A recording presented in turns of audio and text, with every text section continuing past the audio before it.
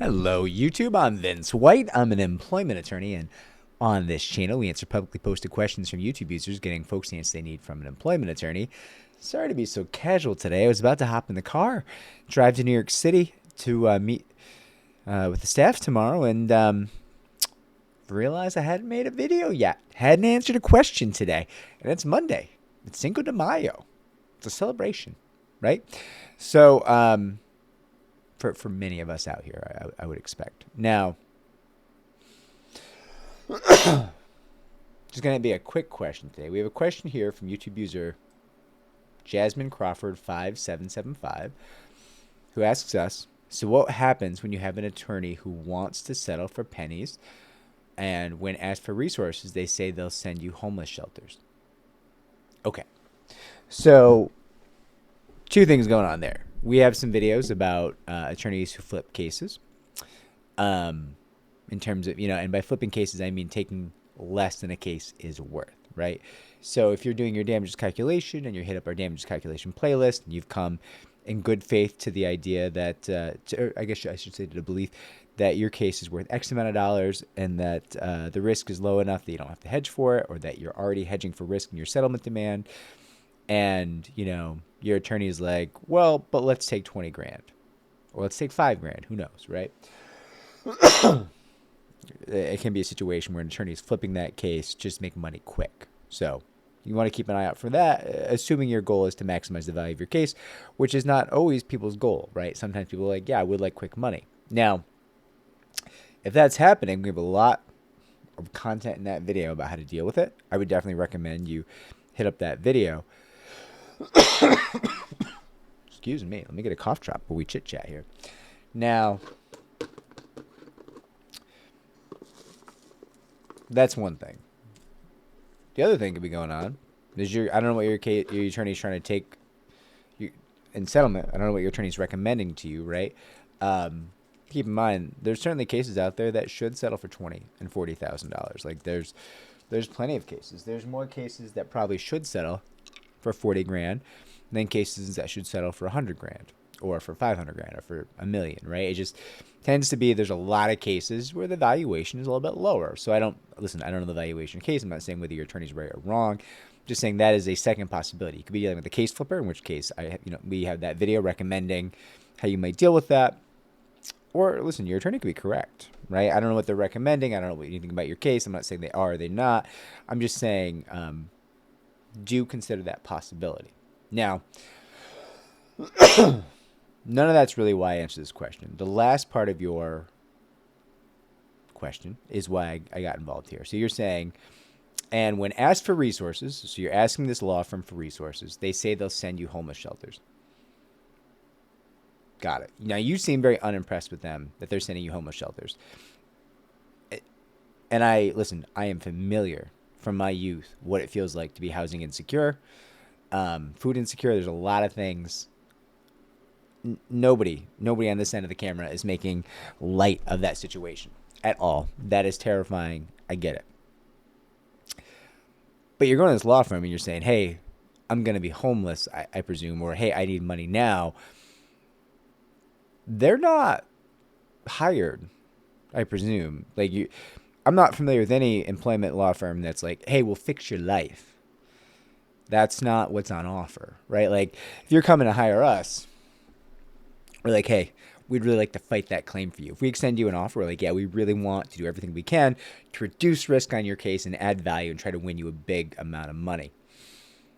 But we're not offering to fund your lifestyle, right? We're not like, hey, if you're nearly homeless, we'll reach into our pockets and find 20 grand to cover rent for a little while.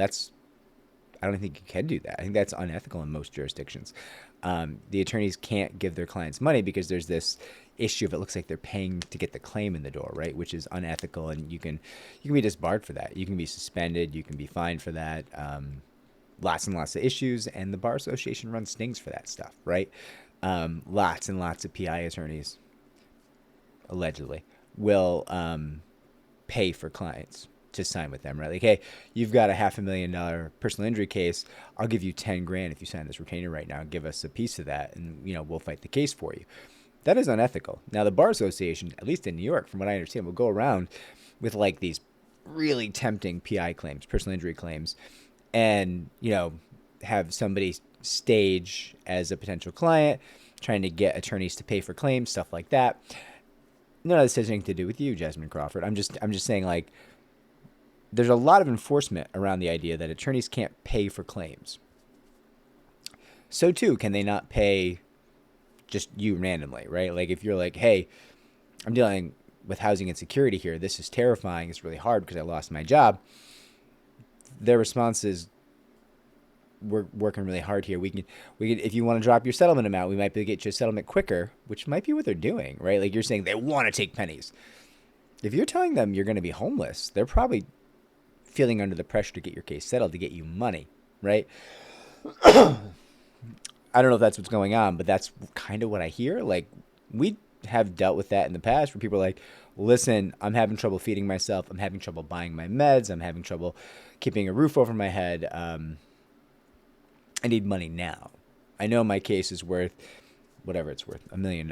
But if you can get me $100,000 right now, that's what I need right now. So get it for me, and I'll settle the case. Okay, client's the boss. That's a bummer. That makes me real sad, but client's the boss. You have a duty to do what the client needs, what the client wants, what's good for the client. So you follow the directive from the client. You get the case settled. In your communications with your attorney, that could be what's happening, right? If you're telling them you need money now, part of what they might be doing is coming to you and saying, well, if we're going to get money now, we're going to have to drop because they're not looking to pay. I think I can get them to pay X, whatever it is, 40, 60 grand. But I can't get them to pay $500,000 right now. So like, if you want a settlement right now, if you want money fast, like this is what we're going to have to take. That could be what's going on in terms of that attorney wanting to settle for what you call pennies, right? But also, like, why are you asking your law firm for resources? Like, what kind of resources are you talking about? If they're giving you information about homeless shelters, it sounds like you described the problem of like being housing insecure, and they were like, yeah, we can't necessarily do anything for you with respect to that, but here's some resources, here's some places we don't, the shelter system. I don't think there's anything wrong with that. Like, that to me sounds like a caring response that probably took them, maybe an hour to get put together and to send over to you because you described a problem that they can't really help you with, right? It's you go to your employment attorney and say, hey, I'm going to be homeless next week. If they stop and try to get together resources in terms of homeless shelters for you, that to me sounds caring. Like, I know, it seems like you're very dismissive of that behavior, but like, they're not going to give you money. We're not, we can't fund your lifestyle. We're not allowed, nor do the economics of this industry make that make sense, right? Like, that's just no. Like, hard no. Like, don't be silly. No. Right? So I actually think that firm sounds like they did a pretty caring thing there, getting you together resources in terms of homeless shelters. Yeah, I guess I just take issue with the idea that you asked them for resources and they like went and tried to get you resources in terms of information. And you seem to be like of the mindset that they should have given you money, maybe? I don't know. I don't know what you're thinking. Obviously, you didn't write a ton. I'm making assumptions here, and I could well be wrong. I am often wrong. But I guess what I'm saying is like, yeah, your firm doesn't bankroll your lifestyle. You're not, when you're hiring an employment attorney, you're not hiring a new parental unit. You're hiring, and certainly my parents didn't fund my lifestyle, put much of a roof over my head after 16. But that being said, listen, if that's what you're thinking when I say that, like, I hear you on that. But like, yeah, when you're hiring an employment attorney, you're hiring someone to fight your case, reduce risk, add value, win you money. That's what they're doing. It's not reduce risk, add value, win me money, become my free therapist, let me scream at you, give me free money. Like, no, none of those things, right? So I guess my question to you is like, what resources were you asking for and what did you expect? Because their response sounds caring. Like, there's a lot of employment attorneys, and they will not admit this, but often representing unhoused individuals is super risky because it's hard to communicate with your clients sometimes. If they're not maintaining a cell phone, being in and out of the shelter system is super dangerous. Often unhoused clients have a much higher rate of mental illness, which can make clients more difficult to get to the finish line. So like there's definitely employment law firms out there who, when they learn that you're unhoused or dealing with housing insecurity, they'll just cut you because that statistically ends up being a problem in cases. I think that's a disgusting behavior, but I know for a fact they do it because when they've had a few drinks, they'll say like, oh yeah, if somebody says during intake they're homeless, that, like, to be clear, we do not engage in that behavior. That is, to me, a disgusting behavior. But the math is the math. Like, statistically, I understand why they're doing it. Like, the rate at which firms get burned representing unhoused individuals could be 4 or 5x in terms of lost money, right? Like, hey, we spent 40 grand on that case. That person disappeared. We can't win anything, so we're just out 40 grand. 4 or 5x the rate of the general population versus, like, you know, when dealing with unhoused populations. And that's just a reality of the industry. And like, my take is you got to help people, and you get burned sometimes, and like, you make it up in the aggregate. But, you know, the other firms who, again, will not admit they do this, but some firms definitely do, without question. Without question, they do this. Like, the math is the math. They're like, yeah, we're here to make money, and we lose money more often than not when we're representing undocumented. Paul, thinking about how the world's going right now. When representing unhoused, to be clear, unhoused, not undocumented individuals.